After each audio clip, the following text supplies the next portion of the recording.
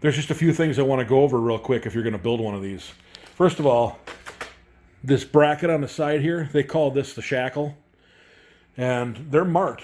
They're on the inside of each one, the driver's side and the passenger side, they're marked. Driver's side, passenger side. Well, in my kit, they were marked backwards.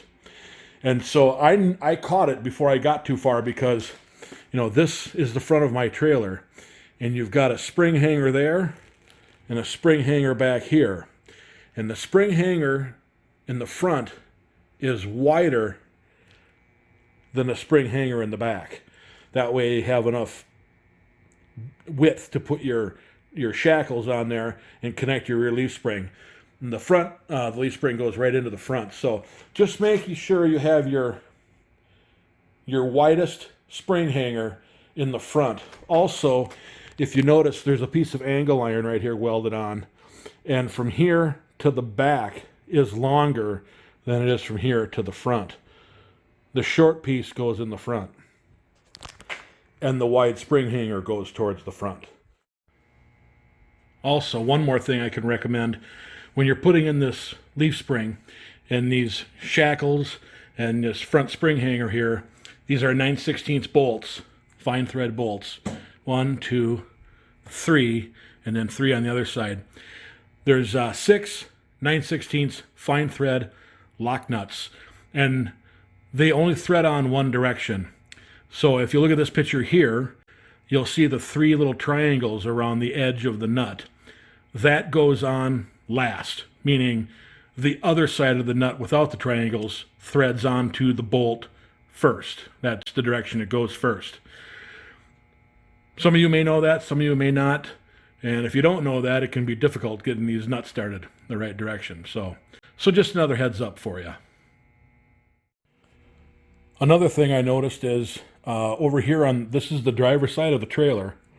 And this is the driver's side, fender. Up there is the tongue. Right here on this fender, there's a hole. You can see there's a hole drilled in that plastic fender right there. Only one fender has that hole. And that's for the driver's side, and that must be for the wiring for the license plate light.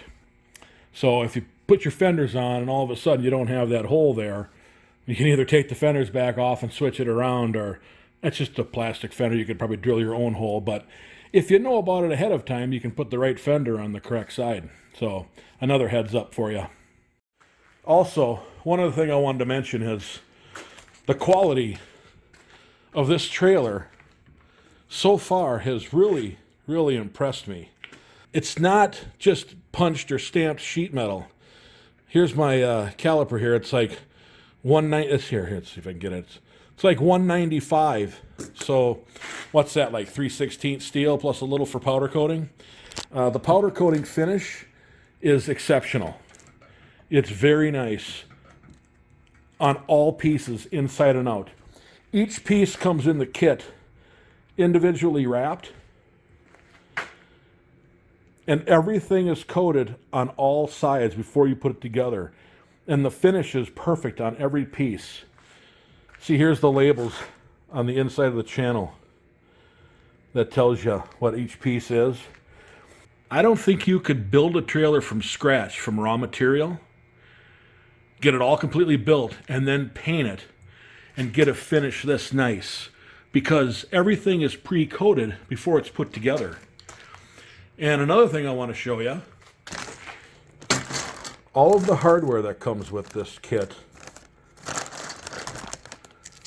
are these coated, I don't know if that's phosphate and oiled or if that's a melanite coating, but they're marked as grade 8, and they've got this nice black coating on them.